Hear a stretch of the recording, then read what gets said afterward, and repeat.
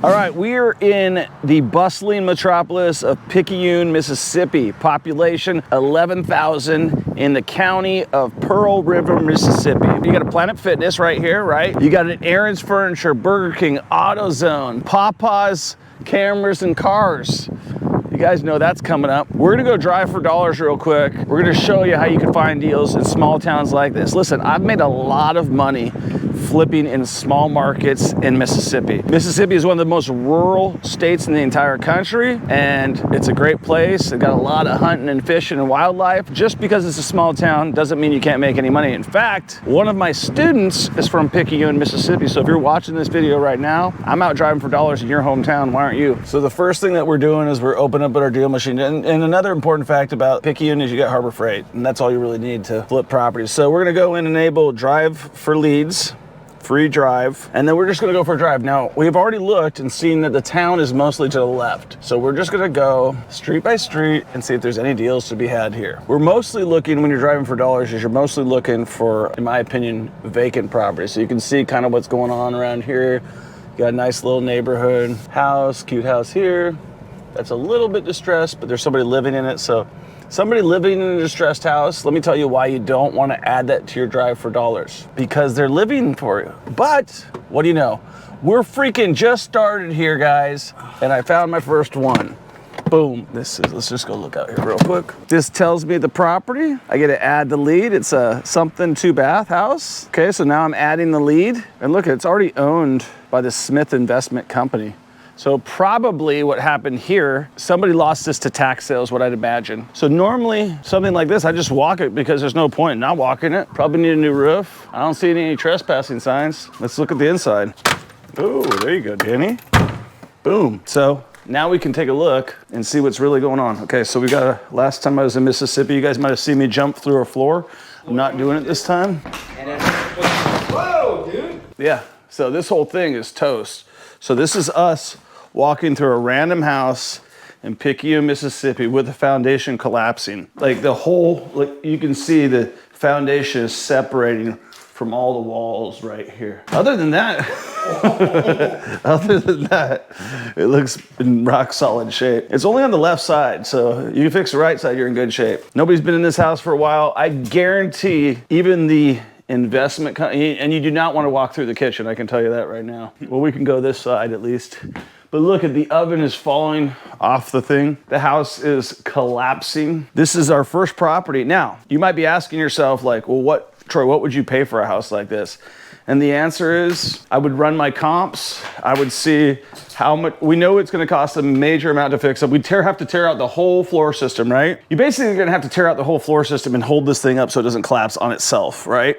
And you gotta do it like one room at a time. You don't wanna tear up the whole floor system because then the whole thing will collapse on itself. It just matters what it's gonna cost to do that. That's how quickly we found one. We've been driving for dollars for about 30 seconds and we found one. I'm sure the neighbors would love to see this house fixed up, so we'll see what else we can find. See, that almost looks like one right there, except for they're keeping up the yard. If I'm here and I'm local, and I'm a real estate investor, I would have known about that house like right away, and I would have been on top of it. I would have known the people passed away, can't take care of it no more, and I'm on that deal, right? But because nobody was on it, it goes to foreclosure at the tax sale. County gets the taxes.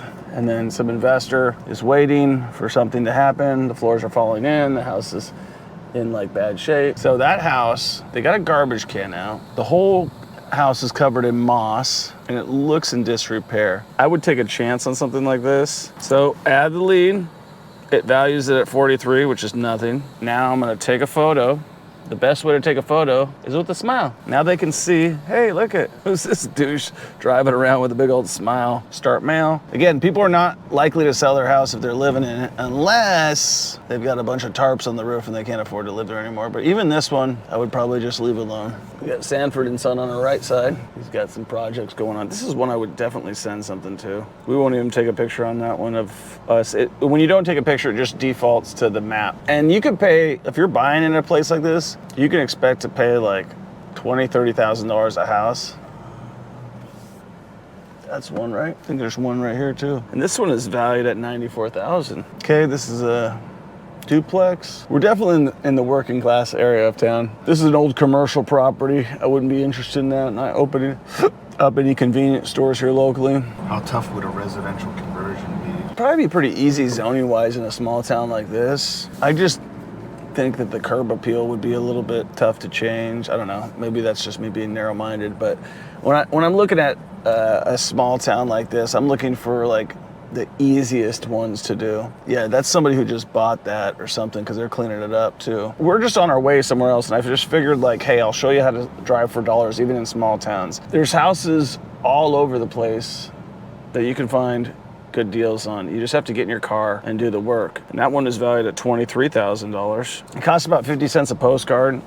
So my postcards are going out real time as I'm driving. And let's say that this whole journey maybe took us 10 minutes off our trip, right? 10 minutes of your time to potentially hit a home run. So we're gonna end it because I don't want to spend all the time driving in Picayune, and it's not really a market that I'm looking to invest in. But what I wanted to explain is like, all my students always ask me like, hey, is there a better way? Is there a faster way? There's always a faster way. If you got money and you have a skill set and you're good and you can close deals, then go spend a bunch of money on Facebook ads. Go spend a bunch of money on hiring virtual cold callers. Go spend a bunch of money on all these other things. But here's the problem. You don't know anything. You don't know how to negotiate a sale. You don't know how to comp out a property. You don't know how to deal with a seller directly. And so you're gonna go spend this money, waste your money on leads, or you can go spend your time getting educated, knowing how to use a neighborhood, and then you're actually gonna make more money than what you would have spent. Even I've got students right now who have money. I've got students who don't have money. The advice is the same. Learn the skill set. You got to get the reps in. You don't go to the gym and be like, hey, can you put 4 plates on the leg press? I've never done a leg press before. I just want to see what I got. Why would you go and spend money on Facebook ads? Why would you go spend money on setting up your virtual callers? I'll tell you why. Because you're fucking scared. You're not willing to do the work. And you think if I spend the money, things are going to solve themselves. But the reality is you have to continue to get after it in order to get to where you want to go in life. And you can't pay other people to do the work for you if you're not willing to do the work yourself. And you won't know what it takes to do the work that you expect out of other people because you've never done it yourself. You can't go and hire a personal trainer and say, like, I'm not showing up to the session. Like, I'm not going to be there. Can I get in shape? No, it's not going to work. So get after it. Stop making excuses for yourself. Start taking action. And if you need help, we'll show you how. We've helped hundreds of students buy millions of dollars of property, several of them making 60, 70, 80, 90, even $120,000 in their first deal. If that's interested to you, click the link, schedule a call. We'll get you started. But know that you're gonna have to do some work to actually take this seriously. It's not gonna just happen. You're not gonna just join our program and all of a sudden you're gonna be super successful. We're gonna teach you the steps and show you the ways how to negotiate deals. We're gonna hold your hand when you get a deal so that if you get somebody from your driving for dollars deal that you're like, oh man, Troy, I don't know what to do. Yeah, I'm gonna help you get on the phone with them. I'm gonna help you close them, but not if you're not willing to drive for dollars. So we'll talk to you on the next one. Peace.